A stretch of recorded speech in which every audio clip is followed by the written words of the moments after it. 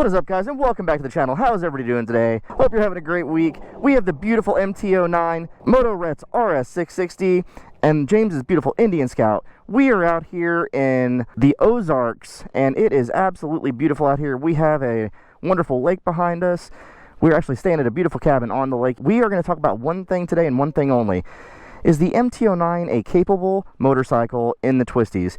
This bike really isn't meant for twisty roads. Obviously, the RS660 is more capable probably in the twisties, but we're going to find out later in this video, so stay tuned. This is an amazing bike, so let's go ahead and hop on it and take it through some twisty roads, and I'll give you my opinions on how the MT09 handles those type of back roads. Let's do our thing, yo. Look at this view, though. This area is absolutely amazing.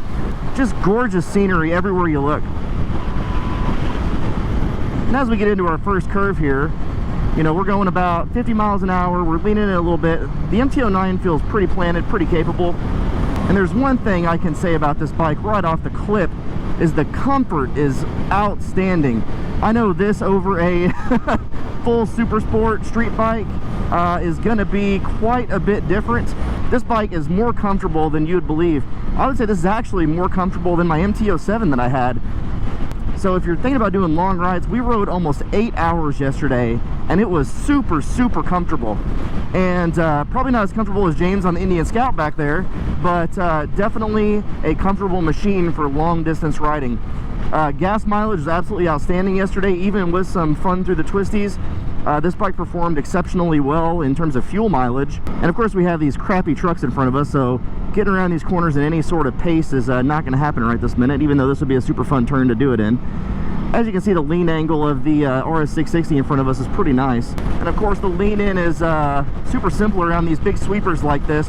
Where this bike is a little bit challenged when you have to come onto the brakes hard, the front forks compress quite a bit more than a super sport would. So it's a little bit more soft in terms of the suspension setup, unless you go with the MT09 SP, which has the O-leans fully adjustables. The base MT09 that I'm on right now is definitely a little bit softer than the SP version. But this scenery is absolutely gorgeous. We're heading to one of the biggest biker meccas in America, which is Eureka Springs.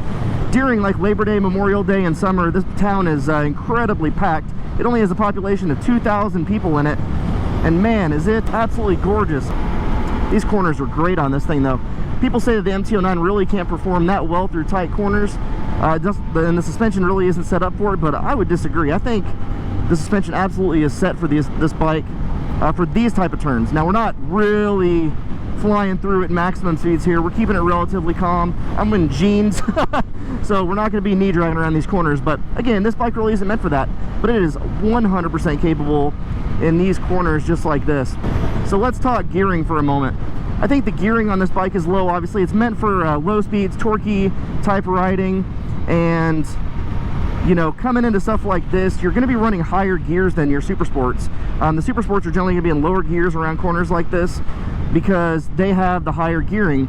So you're going to be shifting a little bit more on a bike like the MT09. We hit some highways on this, cruising, touring, you know, 50, 60 miles. This bike can absolutely do that. No ifs, ands, or buts. But we got some of these nice switchbacks here. 100% capable, easy for this bike to handle this. Not even a question.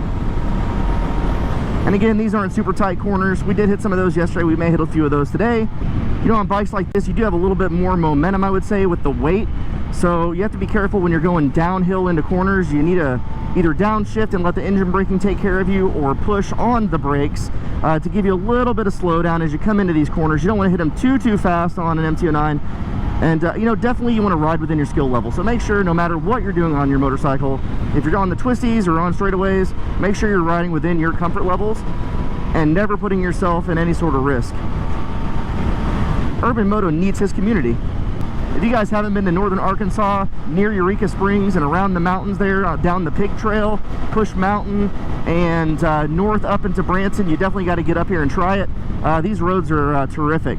I know they're nothing like Georgia and the Tail of the Dragon, but they will absolutely do the trick. And for any experienced rider, these would be super fun, again, as long as you're riding within your limits. I don't know if you guys have known, but I've wanted an MT09 for quite some time. It's a very fun bike. I had the MT07, I had a Z900, I've had all of them, but the triples just feel a little bit different from the torque and just general riding. So, but I would say overall the MT09 is a super fun bike on roads like this. absolutely does the trick, no questions asked. The MT09 can absolutely handle it, but not at the speeds in which the RS660 can. That bike is built for turns like this. But in terms of comfort, rideability, and overall fun factor, you get a lot of the boxes ticked with the naked bikes. You get a more upright sitting position for your longer touring rides. You get the torque out of the corners, out of the apex of your turns.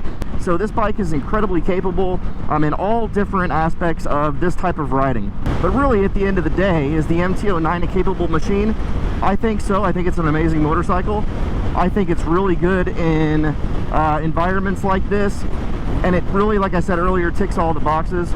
Comfort, power, turning, and all those things that make the MT09 such a great buy. And for the price, you can pick up this bike for about $9,000 or the SP version for about $11,000. So we will get back to you when we get closer to Eureka Springs. All right, so Moto R is actually jumping on the MT09. He's going to give you some first impressions on how he liked the beautiful 2020 MT09 there. And I'll be hopping on the Big Bird here, as he so eloquently calls it, the Aprilia RS660. It's my first time ever on a sport bike. Just kidding, guys. I had a GSXR 1000, but first time on a 600, actually. All right, so we are on the Aprilia RS660 here. And of course, being on a super sport is a different world, as you can imagine. I must say, this is a beautiful bike. Legs are tucked high. This does have the quick shifter built in, which is super nice. But it is beautiful. It rides very smooth as we come into our first corner here.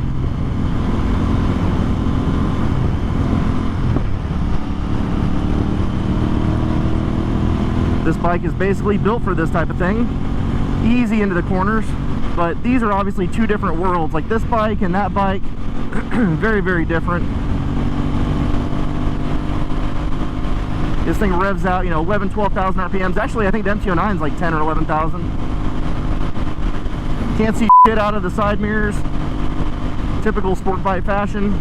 This does have cruise control. Moto R says he never uses cruise control. I say he's absolutely insane, because if I was on this thing for a long period of time like he is, man, I would be all over that cruise control. But damn, this thing sounds good. He's got the beautiful Akrapovic exhaust on it, full exhaust, which makes this thing absolutely scream. Oh yeah. You know, these things really don't have a lot of torque in low speeds. Really, you got to get them out higher revs to really be able to feel them.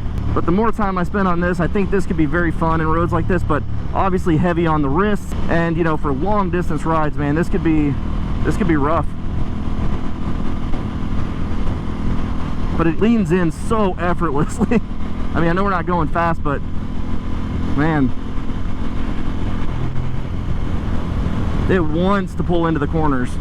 But you know, all in all, these are very different machines built for very different things.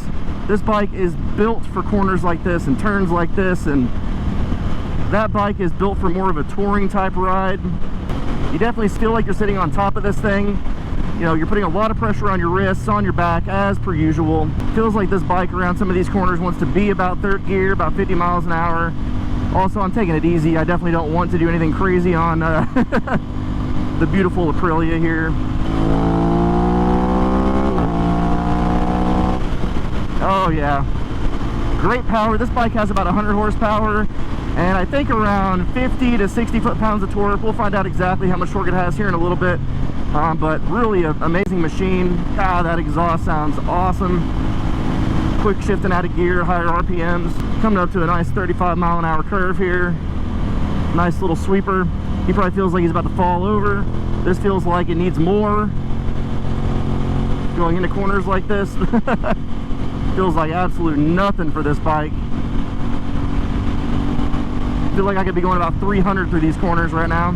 This has Brembo brakes up front and rear, so stopping power is not an issue with this bike. This bike definitely feels like it needs to be in the higher RPM range. It wants to be in the higher RPM range. Beautiful machine though. Aprilia makes great bikes. Never ridden a Aprilia Supersport before. This is definitely the first time. So anyway, guys, that's my opinion of the Aprilia RS660. We're going to be in Eureka Springs here in just a moment, actually right now. we're going to switch back bikes somewhere and kind of give our final impressions and wrap up this video. Alright guys, so there they are. You have the RS660 Super Sport and you have the MT09. We'll call it a naked bike, hyper naked, whatever you want to call it. They can be anything you want. So basically here's the difference between the two when you're in roads like this right here. There's James, by the way. Hi James. Is this bike is meant for stuff like this. This is meant for the tight corners. It's meant for high speed around corners. It is not meant for comfort. It is not meant really for long distances, although Moto R definitely does those long distances on this bike. This is really more of a canyon carver, and it feels definitely at home in this type of area.